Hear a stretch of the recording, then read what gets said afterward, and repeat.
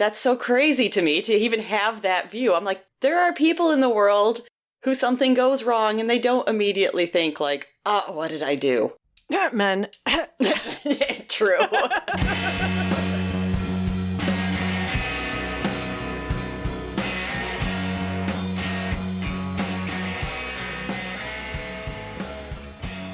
Hello, friends. Hello, friends. And welcome back to Pickles and Vodka, the mental health podcast, where we help you stand up for yourself with 4 easy payments of $19.99. Results guaranteed. I almost jumped in and continued because you're saying we help you stand up for yourself. And I was like, if only we could stand up for ourselves. You know, I like that one better, honestly. Today we are, first of all, I'm Christina. Oh, and I'm Lauren. We're professionals. All the time. And today we are sharing the listener results of our pickle poll, the first poll we've done in a long time. Yeah, the first poll of this year, and I don't even know how many we did last year. Probably not very many. I don't know. But I'm really excited because we got a lot of good answers. Yeah, I just had a chance to like skim them before getting on. I'm getting excited. Yay! So with that said, we don't have to linger too long on where you're at, but Lauren, where are you at? I am not prepared for that question because I prepared for the other question. Well, yeah, I guess it'll bleed over. Spoiler alert, Lauren and I are going to share our own answers to the poll, which was all about standing up for yourself, which we both need to do a lot of. So I know for me at least, and probably for you, Lauren, we've been like dreading this all week. Yeah. Basically, every time I thought about this, I got like more anxiety. Yeah. And then just thinking about it like 10 minutes before recording, then I was like, you know what? I think I have some decent answers. So yeah, I'm excited to get into it. I'm so excited. I guess the only thing I wanted to ask you is how Pico's death date was for you. Because that was last Saturday. Oh, yeah. Oh, my gosh. A week ago from when we're recording. I do have a story about that. Terrible. Oh, no. And I don't have resolution because I feel like I need to have a conversation about this. So the boyfriend has somebody who comes over to do some cleaning in his house sometimes. And she's been doing this for him for, I guess, like 5 or 6 years. Like, I heard more about this now. And, you know, he hooked me up with her when I bought my place because we thought, like, that'd be a great thing for someone to come in and, you know, really give it a good cleaning before I move everything in. She was able to do that. And then just, you know, people being people and people like us who consistently deal with depression and things like that. It's like, what? Yeah, I know. So I'd hit a point where it was just kind of like, oh, I know so many things need attention and it's overwhelming. And, you know, sometimes I look at it like I just can't. So it's like, yeah, I'll get her information and it'd be a good time for her to come over again. Yeah. So she was there. She'd had to reschedule. It was supposed to be Saturday. It was on Sunday, which is the anniversary of Pico's death. And I don't know how much she knows. Like, she definitely knew that my dog died. She had met him once when she was over cleaning the boyfriend's house, and I had Pico over there. And I'm pretty sure she knows at least that his dog is responsible. But I swear to God, no less than like 3 times she's going on about, you know, his dog and, oh, he's so sweet. And yeah, he comes over for pets every time I'm cleaning and he's so good with my kids. And shut the fuck up. Exactly. Are you fucking kidding me? That's horrifying. Yeah, this is where, like... Her kids? Uh-huh. What? Oh my God, that's actually really dangerous. That's how I feel. But, I mean, you can't... I've learned, in general, you can't tell a parent how to parent their kids. Well, yeah. You know, if I'd said something, even though it raised humongous red flags in my brain, that was like... But yeah, it just, you know... It felt in a different way, but really kind of the same reaction as that actual day, that it's just like, I don't believe this is actually happening. How is this my life? Yeah, for real. How are you sitting here telling me these things? We know your boyfriend doesn't like to tell people about it, so there's a chance she just might not know. Yeah, and that's why, I wanted to just tell him with no judgment up front or anything like, yeah, so this happened and that was really tough and I don't know if I would have her here again. Not that I don't like her as a person and Right. but why expose yourself to that if you don't have to? I can't sit through those kind of comments. I'm so sorry. That's awful. Yeah, it was just, it's somebody that I don't know well enough. Speaking of standing up for yourself, I felt, like it's not the time. I don't know her well enough to be like, that's really not cool to be telling me. Yeah. But yeah, it did just feel like, I don't believe this is happening. And honestly, on this day, what the fuck? Oh my God. That's horrible. Mm-hmm. Fuck. Yeah. Giving you a hug from afar. Thanks. It's like, of all the ways that day could have been terrible, that was not the one I expected. Yeah, for real. Speaking of pet death, I'm going to my parents' town after this recording to have a funeral for Ezzy, our cat that died a few weeks ago, I think. Yeah, she's been in our freezer this whole time. Ooh. Because they were going to charge us like $400 to cremate her. Oh my God. Yeah. And they were like, a lot of people elect for home burials. And we were like, yeah, we'll do that. Yeah. So. Not to get all like morbid and everything, but it literally was half that for Pico. That's insane. Well, you're also in Missouri. I don't know if that makes a difference, though. Yeah, but it's St. Louis. It's a bigger city. I mean, our vet costs are expensive, so. It was also an emergency vet. Oh, yeah, that could be. I don't know. Yeah. I've kind of been like compartmentalizing it because obviously it's kind of it's a really like fucked up thing. Like every time I open the freezer for bananas, I see this bag that she's in. Yeah. Luckily, you can't see her. Well, yeah, I would hope not, because if you had to deal with that for weeks, that'd be, oh my God. I didn't think I'd be talking about this, but yeah, that's sad. It will be good to have closure, I think, and to not have her in our freezer anymore. Mm-hmm. What else was I going to say? I don't know. Like you said, it'll come out when we answer the question later. Yeah, so our updates on our pet deaths, and now the show. Yeah. So before we get into the poll answers, did you see the Instagram message we got from a listener? I did. Yeah, so our listener, Taylor, I think it's okay to share her first name, sent us a picture of a backpack she got at Disney, and it has Inside Out 2 characters on it. Mm-hmm. And it says on the side, it's fine, it's fine. Yeah, it's the anxiety character obviously prominently displayed, going, it's fine, it's fine. Yeah, so thank you so much for sharing that with us, Taylor. That's chef's kiss. Yes. I don't think we have any housekeeping or anything, so let's just jump right into the answers. Okay. So the pickle poll was, how would you like to stand up for yourself? And what are you standing up for yourself against? I think it was floated in our workplace episode recently with Janai. I think that's when they came up with this answer. So credit where credit is due. Let's do the voicemails first. Oh, okay. Because we got 2 of them. I want to incentivize people to send in more voicemails by playing them first so they don't have to like wait for it, you know? Fair. Which one are we doing first? Let's do Orion first. Okay, hopefully ready.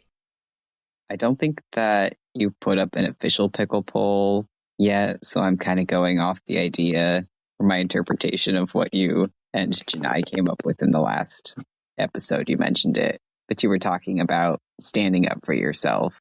I usually think about standing up for myself in relationship to other people, like when other people I feel like are not treating me fairly, or I need to just like establish a boundary or ask for help. Asking for help is standing up for yourself, in my opinion. But also, like, I usually forsake the idea of standing up for myself when it comes to like standing up for the life I want against myself, or just like keeping promises to myself. I think making changes in my life that I actually want to do. I think that is standing up for myself.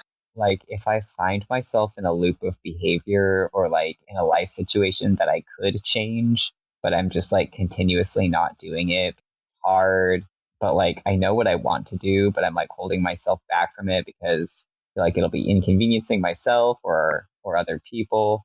Like I need to stand up for myself and make that change and implement that. And usually like I am empowered to do it. It's just like either I'm doing it because it's difficult or because I'm telling myself it's too difficult because I feel like I don't deserve better. Yeah, like those kinds of situations. I don't know. Do you feel like that's a valid way of standing up for yourself? Ultimately, whether it's against yourself, I mean, not against yourself, but it's for yourself. You have to be on your own side, be on your own team. And I think that if we're not even like making changes for ourselves, then what can we expect other people to do for us? I think that empowering yourself to take control of your own habits and behaviors and make the changes you want ultimately empowers you to like stand up to other people and for other people and advocate for that. And that can be really powerful, I think, just being on your own team to get other people to be willing to be on your team. And you be a team player in general in life. We all just need to be a team. God damn, we can't be enemies to people when we have such powerful enemies. Y'all are my buddies, my family, my allies, and I'll be my own ally too. So stand up for yourself today against that mean voice in your head, even. It's so hard to like respond to these because I have so many good points and I feel like I can never remember. Like I was taking down notes like crazy. I know. That's how I feel too, is I try to take notes, but then I miss things. But yeah, that's a great voice message from one of the greats. Yeah. Thank you, Orion. And I want to start off, like, one thing that he said up top but didn't really delve into is saying that asking for help is standing up for yourself. Yes, that was the biggest takeaway for me as well. I was like, that's so true. That's cool. Well, yeah, I felt that the last time I went to the psych ward, I was thinking about this because I don't know if I talked about it on here, but I advocated for another patient who was very young and was in a situation where they didn't know what to do. And so like I helped them, and it wasn't even a question in my mind. I didn't have any anxiety about it. I was just like, I'm going to do this because this person needs help and I can help them. But I never do that for myself. Yeah. Like even when I got like, when my lunch came with no spices, for instance, I didn't even ask them for some because I didn't want to inconvenience them. Like, how crazy is that? Yeah, I feel like if you went back and listened to like tons of back episodes, there's so many examples of us just like shutting ourselves down and being like, I'm fine. Yeah. The other thing I wanted to touch on from this voicemail that I don't want to too much because it plays more, I think, into my answer, because I have part of my answer is work related. But I was thinking of when he was saying like making changes in your own life, and like as far as the work stuff, I was like, yeah, because sometimes, when that's getting frustrating, then one of my thoughts is like, maybe I need to look for another job. But I do shut that down where it's just kind of like, oh, but it sounds like a big hassle and a lot of work, and this is comfortable, and I'm not sure that I'm feeling this way about looking for a job currently, but I 100% have in the past, where I think of like looking for a new job, but knowing, like, oh, we're already like stretched to capacity, or like I'm one of the few people that does my role and I'd really screw them over if I left. And it's like, no, shouldn't be my concern. They deal with it. It's their company. Exactly. Yeah. I was gonna say, like, all those things you just listed, the reasons for staying, those are valid. That's the thing. Like, that's why it's so difficult, because, yeah, you could stay where you are and keep being, quote unquote, comfortable. But what are you giving up in the process? Exactly. And when I think about the term standing up for yourself, as you were talking, I was realizing, like, what an active word that is.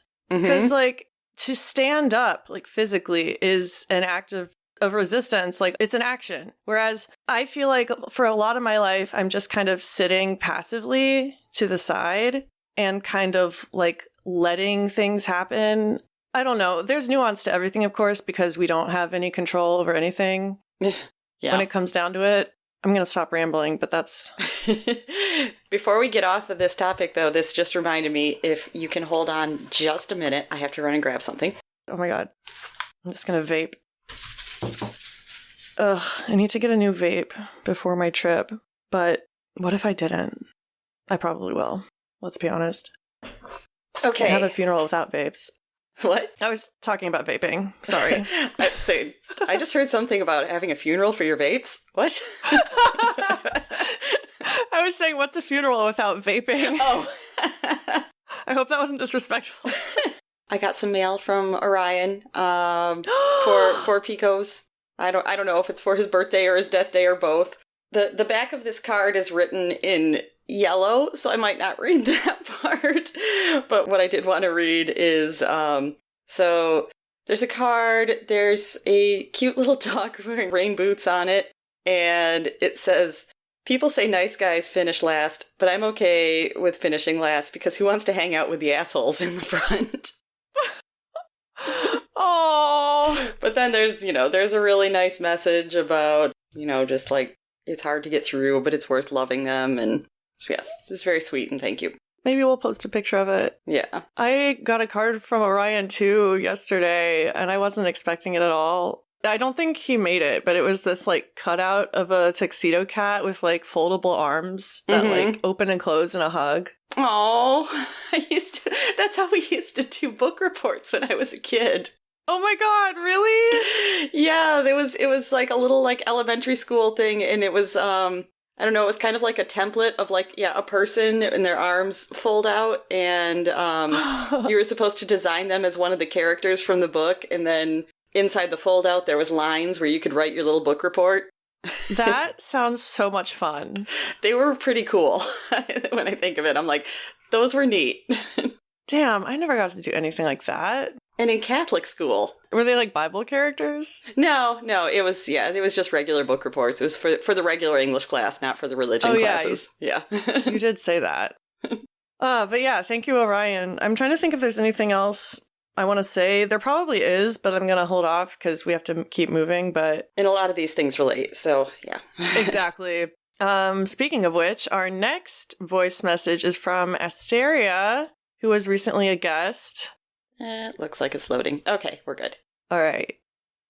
Hey, I'm responding to your most recent poll. This one is a hard one for me to respond to because I do stand up for so much on a daily basis on behalf of other people. And I don't really think about standing up for myself often. And because this is fresh on my mind and the forefront of my mind, I'm really trying to stand up and make space and create visibility for the art and the work that I am making, because I am always working on behalf of other people's creative visions. It's been really hard to make space and energy and time for my own work in order for me to excel and to achieve the goals that I want to achieve. And so one of the things I really want to do, and I'm looking ahead to doing, is to create more boundaries and say no, and not to overextend myself so I can have the bandwidth and energy to create the things that I need to say and do so that other people can experience it, because I feel like there are a lot of people in the world that would resonate with the things that I'm saying. And I feel like if I don't start doing that, I'm not going to excel in my career, in my industry. So if I don't stand up for myself and my art and my values and my goals and my dreams, I'm always going to be stuck in a place of purgatory, of lateral movement, of not being able to excel and achieve my dreams and my personal goals and excelling within my industry. And if I'm always going to be in a position of serving others that tend to have privilege and money above me, I'm never going to have my own work seen. Therefore, I never am putting myself out there and taking the risks of achieving something that I think could be great. And so, yeah, I'm going to stand up and be proud and brave and not be afraid of failing. I'm not going to be afraid of failing. by putting myself out there and standing up for myself and my work and my art and what I believe in. And I hope that that will also inspire others to also feel that way. God, such a badass. I know. I was like, that's a great message. I love it. Yeah, I found it extremely relevant for me right now. I feel like this, I don't know. I care a lot about my writing, and I've been making a lot of progress with it the last few years, but there's more I could be doing. And I'm thinking about a quote from Margaret Atwood I saw today on Substack, which is something like, you make time for writing by saying no to like other things. And I feel like I need to do that more. I need to take myself just as seriously. Like, I proof listen to audiobooks as one of my jobs. And so I'm all day long, I'm like reading other people's work. And sometimes I'm like, how the fuck did this get published? No, but like, oh, I know. I read some things sometimes too. I agree. That's besides the point, though. Like, I spend so much time working for like on other people's stuff, and then I don't give myself that same time. Like, if I really want to make this like my livelihood, like I do, I need to actually invest time in it and like stand up for myself. Yeah, you know. And also, like, going back to that, though, you saying, like, how do people get this published? Because I feel the same thing when I see things like that. And for me, because I'm not pursuing it in the same way you are, but, you know, there was definitely a lot of years where I felt like I would love to make my living by writing. So for me, when I see stuff like that, it's almost regret. It's like I see that and it's just kind of like, should I have tried harder? Because look at this person went and got published. And I was way better than that. I feel like that a lot too, first of all. That's so valid. But I don't know. I also see people who don't get started till their 50s or 60s. Yeah, that's one good thing is I feel like writing is a good one because there does not seem to be a time limit. You know, like if you wanted to be a famous soccer player and you see someone, like being really great and you're like, man, I was that good when I was young. Then it's like, but now I'm 50. It's kind of like, well, you probably can't start your career as a professional soccer player. Well, and writing, I think, is also one of those industries where the longer you wait to get started, like the more you bring to the table. Yeah, because a lot of writing is your experience. Yeah, like Maria Hornbacher, I feel like I always fangirl over her, but like she's said that the book she wrote at 23 is like not who she is at all anymore. And she would write it a lot differently now. And so, I mean, I think that's common for any art to like look at your earlier work and be like, ugh, like that's a sign of growth. Yeah. And I can't help but think of the podcast too in this conversation because like it is a lot of investment of energy and time that we have to do. And I don't know. I feel like we put a good amount of effort into the podcast. I don't feel like we're burning ourselves out or also like just skating by. No, and I think, I mean, obviously you can look back and see how it's changed and grown. And, you know, I think if you look back a few years, then we can say like things are better. Yeah.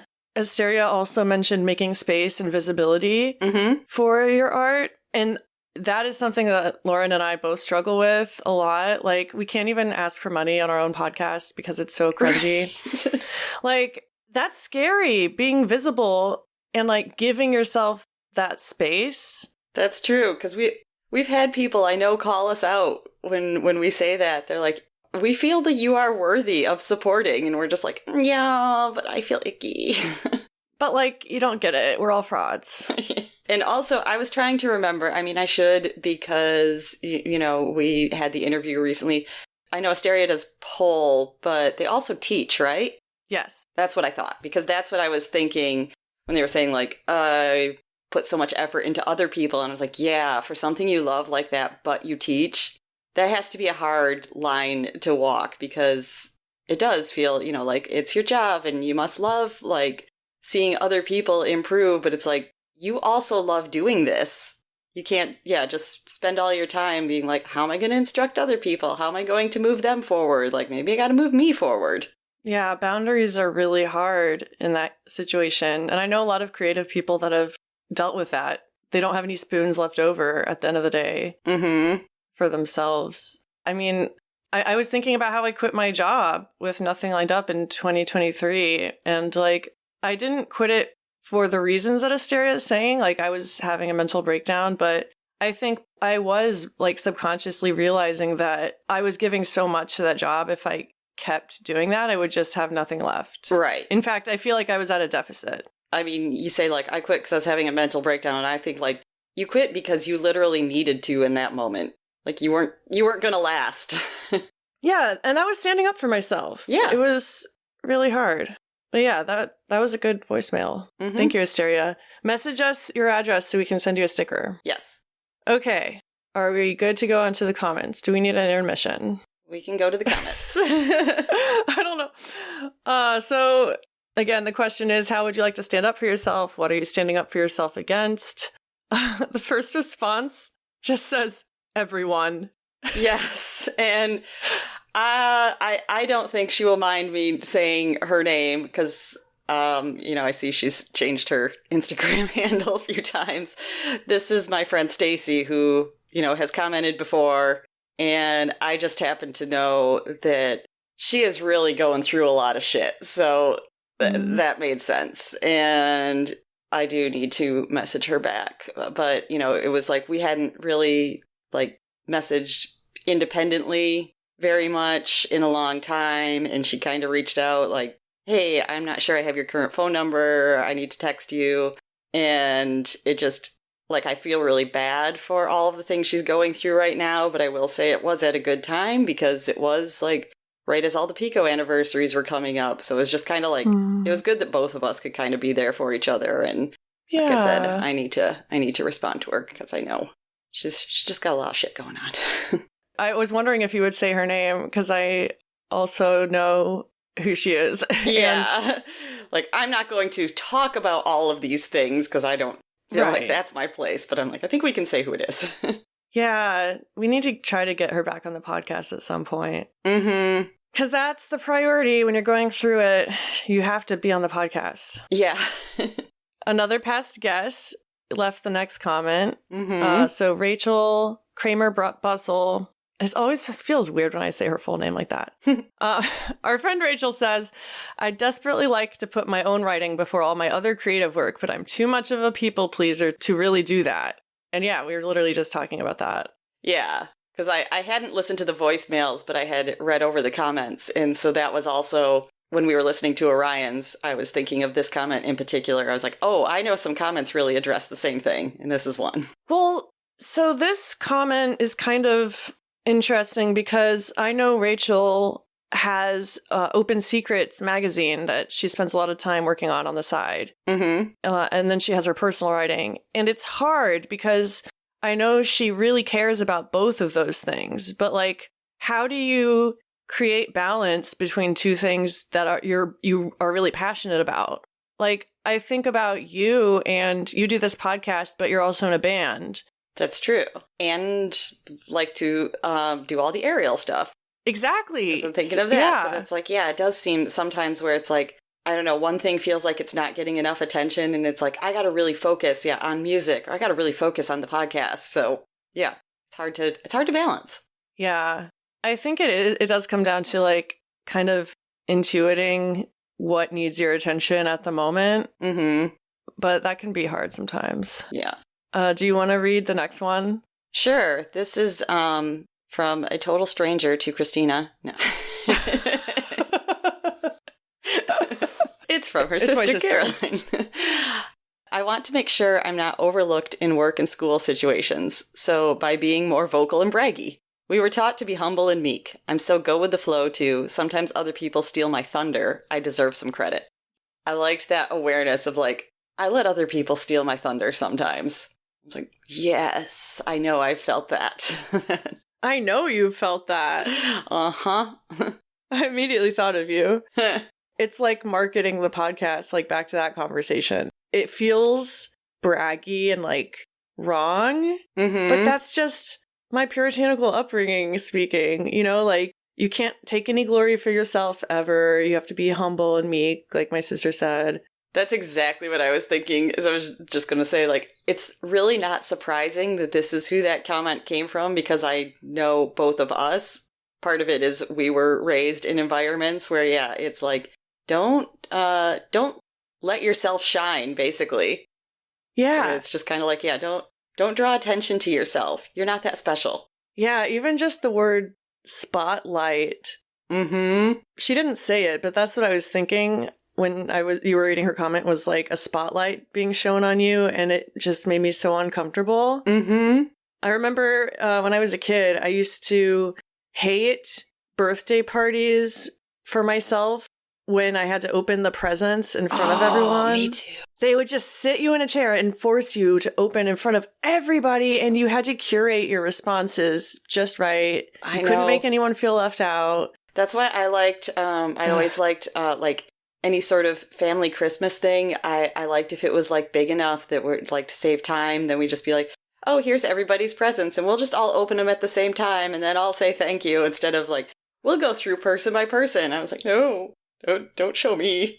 Oh my god, we still go person by person. Oh. You know how big our family is? Well, my dad's parents, I think, really liked to see everything. So we would have a big Christmas at my grandparents' house with all the aunts and uncles and cousins, and that's what they insisted on, one at a time. It'd be so long and it'd be so uncomfortable, at least for me.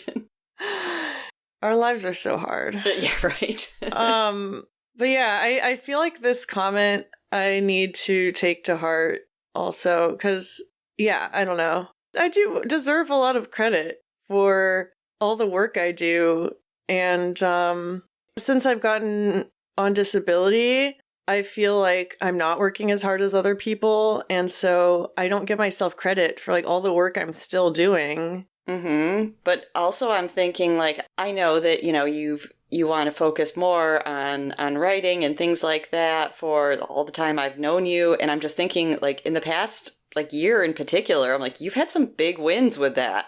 Yeah, it's a lot of pressure though. Like, the further up I get, like the further down there is to fall, as cheesy as that sounds. Mm-hmm. Part of me is just like that little voice in my head that Orion said to ignore is like, this isn't going to last. Like, you're gonna fuck it all up. Yeah, it's hard.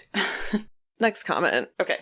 Sencha Dreams says, when I feel bad after an interaction with someone else, not automatically blaming some insufficiency of mine, but considering how I would have rather they acted. Baby steps.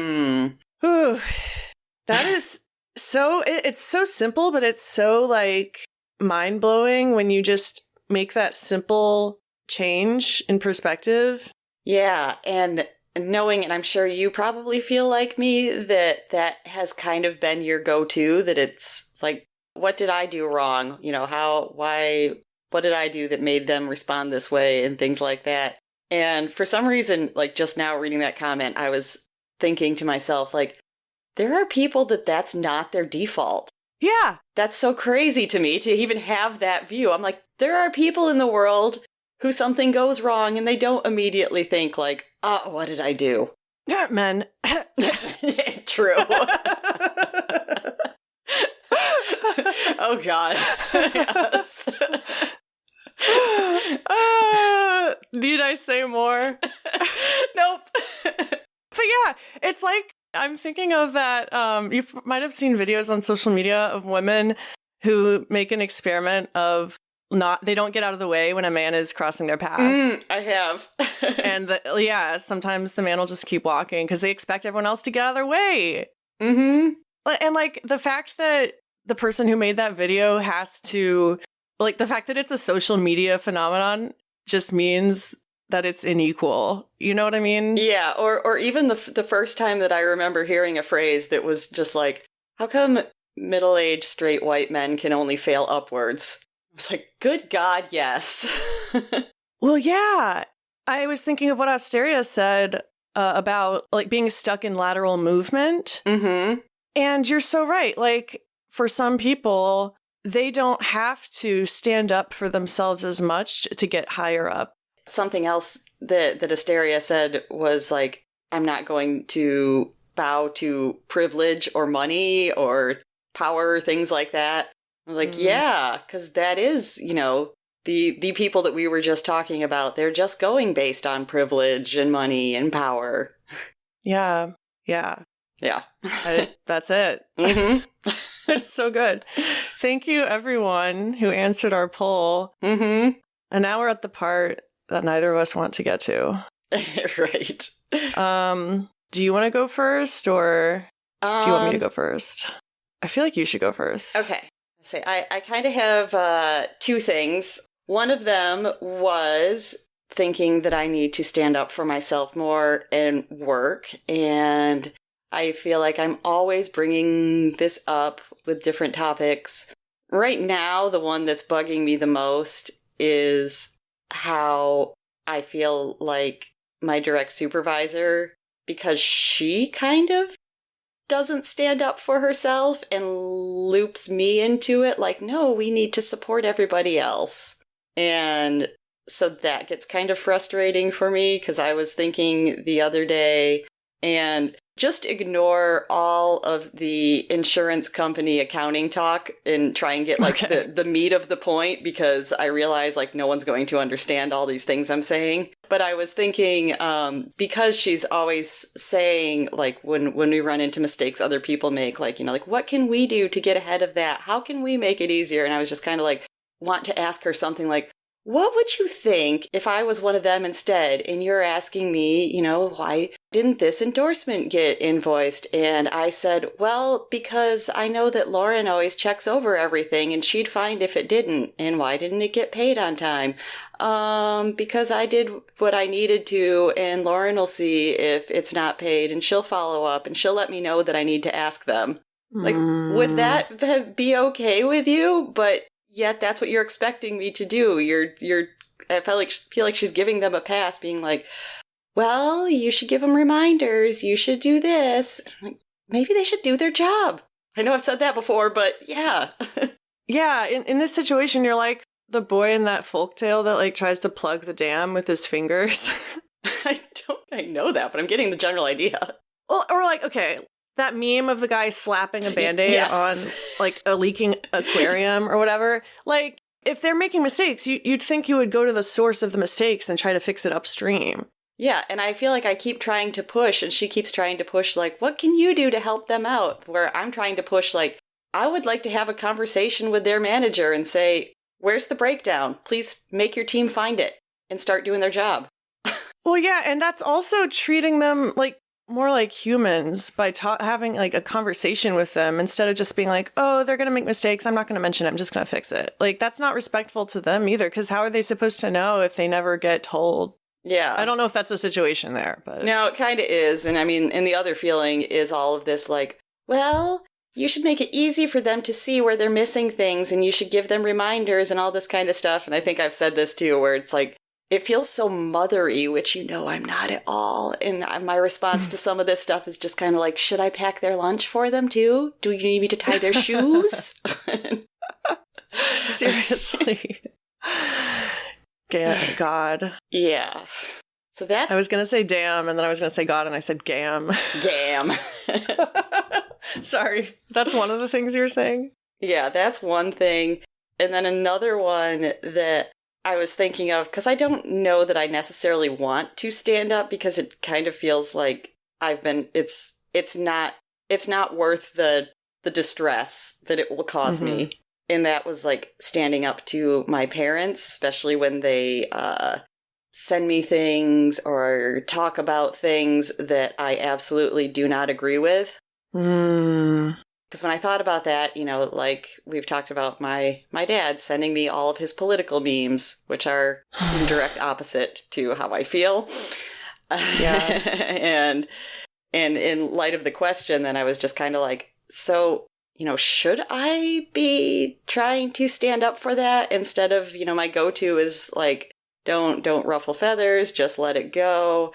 But I think I realized I'm actually okay with my response here, because the reason that I don't do that is because if I did, I'd know that it would become an argument, and, you know, I don't want to put effort into like researching a bunch of things because he's going to pull up Fox News as gospel, and I know that's not correct, but I don't necessarily have, sources that I can cite against his arguments because I'm not interested in putting all of my time into being right and having everyone know I'm right. I'm interested in doing what I believe is right, and that's good enough for me. Amen, sister. Seriously, it's a losing battle. You can't argue your way into someone's heart or mind. Yeah, and when I know that that's going to be their response, is it's just going to be like, well, this is why I feel this way, and they're going to be like, no, you're wrong unless you give me proof. It's like, that's not worth it to me. Well, even just not responding is a response. Yes. Yeah. I definitely choose not to respond, and, he can notice it or he cannot. My dad texts me periodically. If it's something about, like, family or, just some random thing he saw that it actually is funny, always respond. If it's political bullshit, never respond. So if he wants to notice that, that's fine. Man, I'm glad my dad at least doesn't send me political memes. I can't think of anything more horrifying. At least I feel like that's like a 1/4 to 3/4 of the conversation with him. So it's not like I'm getting an influx of it. It's just every once in a while I get something. It's like, well, there's another text I will not be responding to. Yeah, parents are tricky because, like, standing up to your parents in particular, I don't know, it feels harder than standing up to, say, a boss or, like, a peer. Mm-hmm. I mean, no shit. They raised you. And especially in an authoritarian environment, or maybe patriarchal, I don't know, where there's such a clear hierarchy. Yeah. And especially I think it's hard if you're someone at a point where it's like, I don't feel like it's such a dire situation that I need to cut my family off. I don't have any desire to do that. Right. But I don't want to I don't want to get into these debates and conversations with them. Yeah, that's a good point, because you do have to look out for yourself. But I would say, like, if you do have the capacity, like, one thing us people pleasers are worried about is, like, the other person losing respect or losing love for you, I guess, by standing up. But I think by standing up for yourself, you are saying, I respect myself and I won't just lie down and take this, whatever this is. And I think for some people, that is really good for the relationship. I've never had the guts to do it, but I remember bringing up when I first heard this, which I think is still a totally fair thing to do. If you're in the middle of some sort of conversation with your family where you clearly have, like, different values, I remember the advice that was like, you can always just say, I disagree. You don't need proof. That's a full statement, full stop. That's all you need to say. I have stolen that from you, actually. Mm-hmm. I've definitely done that with conversations with my parents. Yeah. I don't know if you're done yet, or... Yeah. Okay, I never just want to, like, take over. I feel like I need, like, a bell or something to let you know you're always worried about that. Ding! Lauren is done. Spotlight off me now. Yeah. So... Obviously, there's a lot of things I need to stand up for myself with. And also, I want to reiterate, the question is not how are you standing up for yourself? It's how would you like to stand up for yourself? Mm-hmm. It's not how are you going to stand up for yourself? Right. It's not an assignment. Well, yeah.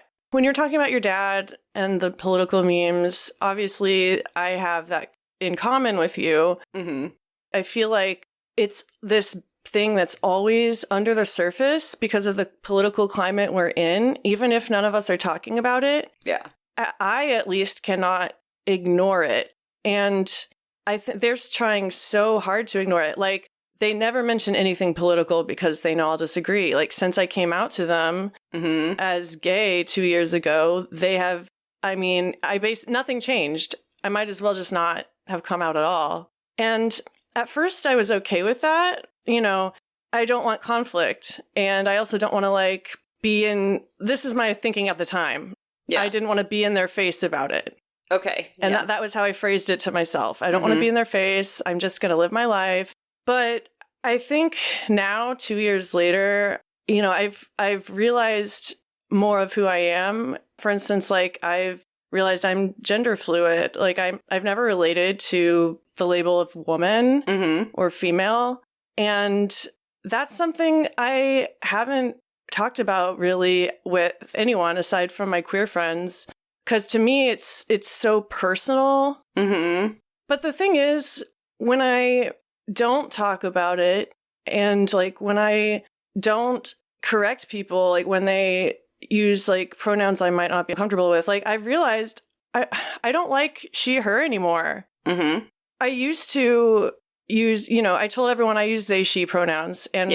But if I'm being honest with myself, that doesn't fit anymore. And that's how I want to stand up for myself, is basically like by being honest and be like, hey, these are my preferred pronouns. I prefer they, them. And I think in this political climate, it's very important that I do that and take up space, because sure, I could just keep like not saying anything. It's not like totally offensive to me if I'm gendered as a woman, you know, I look like a woman. But this goes back to a lot of our previous responses, which were like people pleasing. Let's just, you know, do this because it's easier for everyone else. Well, yeah. And the stakes are pretty low for me. Like I am white. I look cisgender. Like, oh, I don't know if I do, actually. I don't know. It's something that I just need to do. This might be too deep of a side topic, but you just made me think like, I mean, I know I'm not the first person to say this or the first time you've probably thought this, but it's just kind of like, isn't it silly though that people want you to use the pronouns based on what they feel like you look like you should be? Yes! I'm just thinking of that it's just kind of like, that's crazy that, people get offended if they are like, you look like a girl, why won't you use she, her? And I don't know, that's just silly to me. Well, and I'm not going to get mad at like a stranger for misgendering me because like they don't know. But yeah, when it's like friends and family, and to be fair, like I've never said anything about this before. So like, how would anybody know? But yeah, it's like I was talking to a friend about this yesterday and they were like, well, it's like you meet someone and they're like, hey, my name's William. And then they're like, okay, Bill, nice to meet you. Like, just start calling you the wrong name right off the bat. It's like, no, my name's, I don't know. That's a bad example. I think it's a good example. Because I do get kind of annoyed when someone gives them a nickname that's not their name. Yeah. And like, there's some things, I mean, this, for some reason, it made me think of when one of my cousins was born, my aunt wanted to name her daughter Nicole. And my uncle liked that name a lot, but he also, I can't remember if it was just, you know, like a horrible person in his life, a man who was named Nick. And that's what he said, is he's like, I like the name Nicole. I'm fine with naming her that, but I don't want anyone to ever call her Nikki. And did they? Not that I know of. I mean, it would have been different if, like, she grew up and was like, I like that as a nickname for myself. Yeah. But I think she prefers her full name, so. Well, yeah, that's a great example. Like, people have names they prefer. Pronouns are not any different. They're literal stand-ins for proper nouns. Yeah, I mean, I went through a period when I was young and I hated my name and I thought it sounded clunky and gross. And I was like, maybe if people called me Lori, I'd like it better. I started trying to tell people too. Lori? Yes. Oh my god. How have I never heard this? Is this your moment to reveal that you're changing your name? No, I have turned around from that. I have no desire to be a Lori. That was kind of like a late elementary, junior high thing. That's funny, because it just sounds like a church lady name to me. Yeah, I don't know. I've talked about this before, how I kind of predated the Lauren boom, so there were no Laurens when I was little, so I just thought it was like a weird name and I didn't like it. The Lauren boom. Well, come on, there are so many Laurens that are like 8 to 10 years younger than me. Yeah. But there literally was none, and people, like, some people would not even, like, know my name when I'd say, like, nobody knew how to spell it. It was a weird name when I was young. Yes.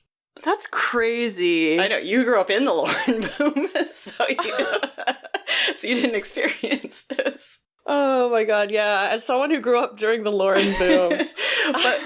but Laura and Lori's were common then, so everyone, would know that name if you said it. So that's why I, experimented with it. And then I think I kind of agreed with you later, where I was just kind of like, isn't that weird that I wanted to be Lori? That sounds like a mom name. I mean, speaking of names, I've never liked my name, really. I use it online, but in real life, I go by Chris. That's just my name. I know this, and I've known this for a while, but because you're, established as Christina on the podcast, now it's always kind of awkward. I'm like, should we start not calling you that? Because that's kind of what you're known as here, but I'm fine with calling you Chris. We can start with the pronouns. Okay.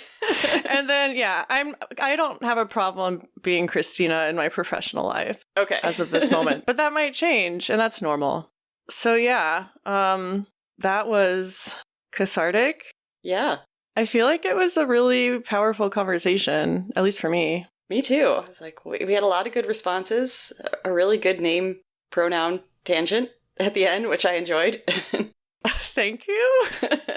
Yeah, thank you so much to everyone who left responses. We don't really have a plan for the next episode, but I don't know. We did movies, we did a poll, we might just be due for a let's catch up if we don't have a topic. Yeah, so we'll be back next week with a topic or not. A topic or not. And we hope you'll listen. Mm-hmm. And we love you. Always. Bye. Bye.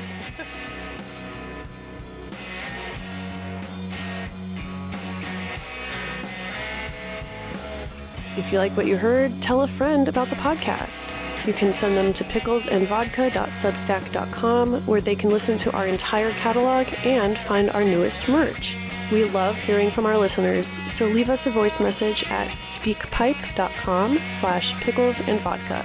My personal Instagram is at xtinajumper, and Lauren's is at Lauren3_AFH. We'll see you next week.